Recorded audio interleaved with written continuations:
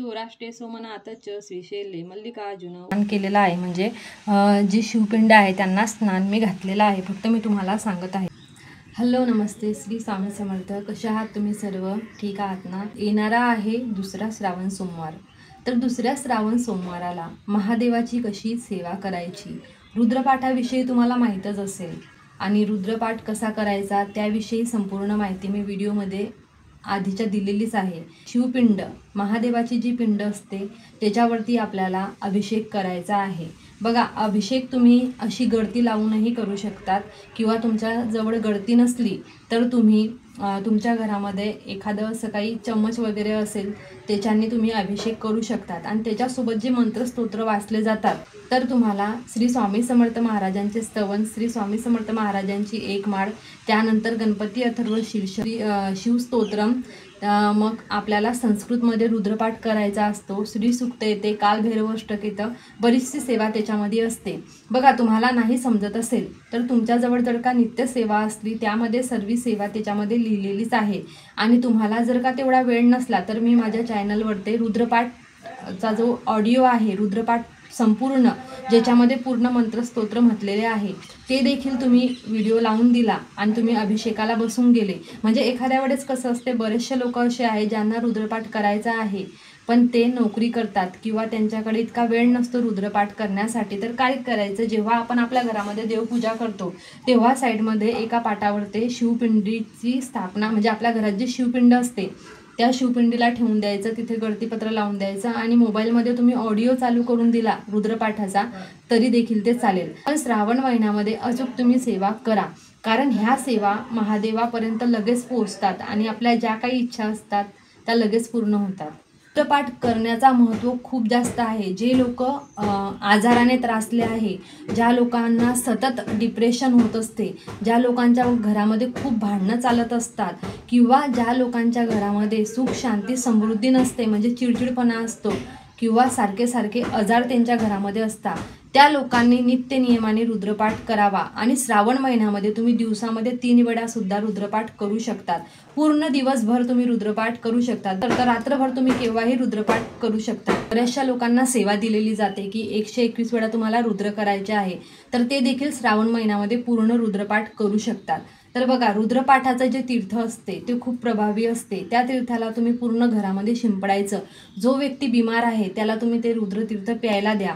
आणि जर का तुम्ही रोज रुद्रपाठ करत असणार तर थोडंसं तुमच्या घराच्या जवळ जे तुम्ही झाडं वगैरे लावले असतात तुम्ही त्यांनाही ते टाकू शकतात, घरामध्ये सर्वीकडे शिंपडू शकतात. पण असं ते रुद्रतीर्थ शिंपडायचं की आपल्या पायाखाली ते रुद्रतीर्थ यायला नको.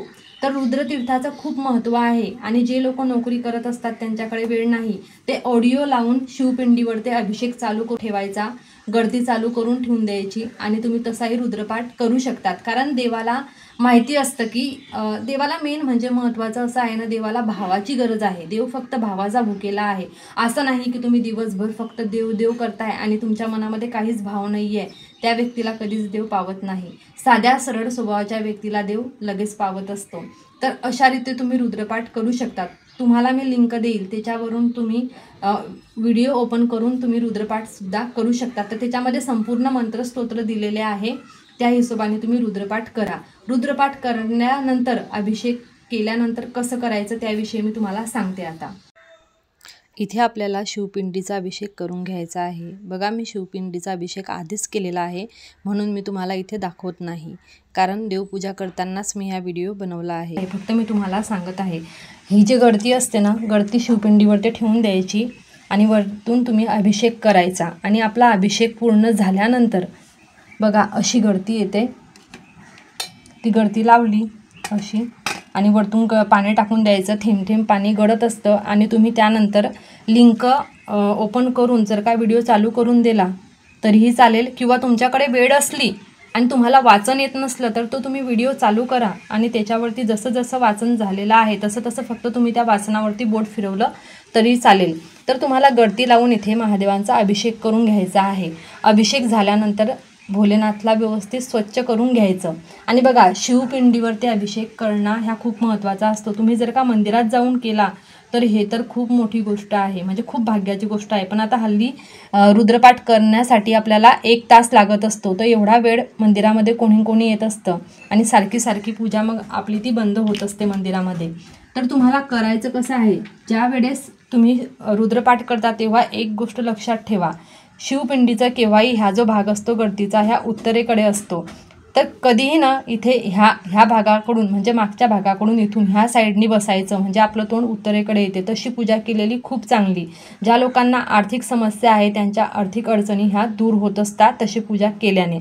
बघा इथे अभिषेक आपला पूर्ण झाल्यानंतर सर्वात आधी महादेवाच्या पिंडीला तुम्ही अत्तर लावून घ्यायचं. तुमच्याकडे हिना अत्तर असेल तर हिना अत्तर किंवा गुलाबाचं अत्तर असेल तर गुलाबाचं अत्तर. त्यानंतर तुम्ही अष्टगंध लावून घ्यायचा आहे. ओम श्री उमा महेश्वर देवताभ्यो नमः. पूजनार्थे अष्टगंधम समर्पयामी. आपल्याजवळ भस्म असते तर भस्म देखील महादेवाला अर्पण करून घ्यायची आहे. म्हणजे भस्माचेही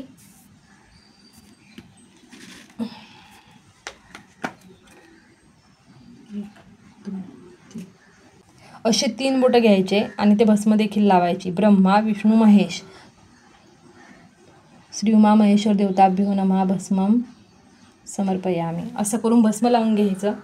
त्यानंतर बेलपत्र जे असतं ते बेलपत्र एकदम निरोगी घ्यायचं. बरेचसे लोक फाटलेलं बेल घेतात, फाटलेलं बेल चालत नाही. आणि बेलपत्राची जी इथलची जी काडी असते बघा, मी ते तोडलेली आहे मागची, ती तोडून टाकायची आणि बेल हे भगवानाला वाहून द्यायचं.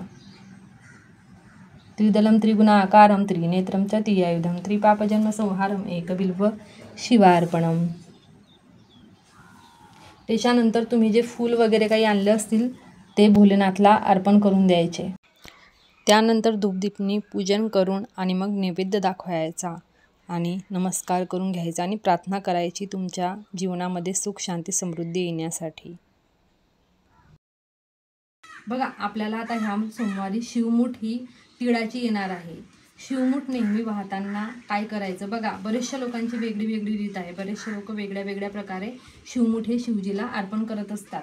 तर काय करायचं, आता मी पूजा केलेली आहे म्हणून मी तुम्हाला दाखवू शकत नाही, म्हणजे तिथे माझी शिवपिंड ठेवलेली आहे. जशी आता हे इथे ही शिवपिंड आहे. तर तुम्हाला काय करायचं आहे, हातामध्ये तीळ घेतली की थोडी तिला म्हणजे हातात तीळ घेतली तर बरेचसे लोक असेही सरळ सोडून देतात आणि बरेचसे लोक असेही सोडतात. तर काय करायची, आधी अशी घ्यायची आणि अशी सोडायची अंगठ्याने. काय म्हणायचं, देवा देवा महादेवा माझी शिवमुठ घ्या महादेवा असं करून अशी सोडायची. त्याच्यानंतर अशी सोडायची, देवा देवा महादेवा माझी शिवमुठ घे महादेवा असं करायचं. ह्या इकडनं सोडायची आणि त्यानंतर असे खालनं सोडायची. देवा देवा महादेवा माझी शिवमुठ घ्या महादेवा असं करून अर्पण करायची. आणि बरीचशी शिवमुठ जी आपण केलेली असते ती हातात असते, वरनं पाणी टाकून ते पूर्ण हे करून द्यायची. मंदिरामध्ये जर का तुम्ही केलं तर तिथे जे पुजारी आहे ते तर हे व्यवस्थित साफ करूनच घेतील पूजा झाल्यानंतर. बाकी जर का तुम्ही घरी करत असले तर ती जी तीळ आहे, जे तीळचे दाणे आहे ते व्यवस्थित पक्ष्यांना टाकून द्या. तुमच्या घराजवळ पक्षी येत असतील तर त्यांना पायदळी ते आले नाही पाहिजे, कोणाच्या पायाखाली आले नाही पाहिजे, कारण पूजा केलेली आहे. आणि नाही तसं जमत असलं तर वाहत्या पाण्यात तुम्ही ते टाकू शकता. पण पूजा झाल्याच्या तरत नाही करायचं आहे, थोडा वेळ राहू द्यायचं, त्याच्यानंतर करायचं आहे. बाकी झालेली सेवा माझ्या स्वामी आईंच्या चरणी अर्पण करते आणि स्वामी काही चुकलं असेल तर क्षमा करा. आणि आजचा व्हिडिओ इथेच थांबवते. श्री स्वामी समर्थ.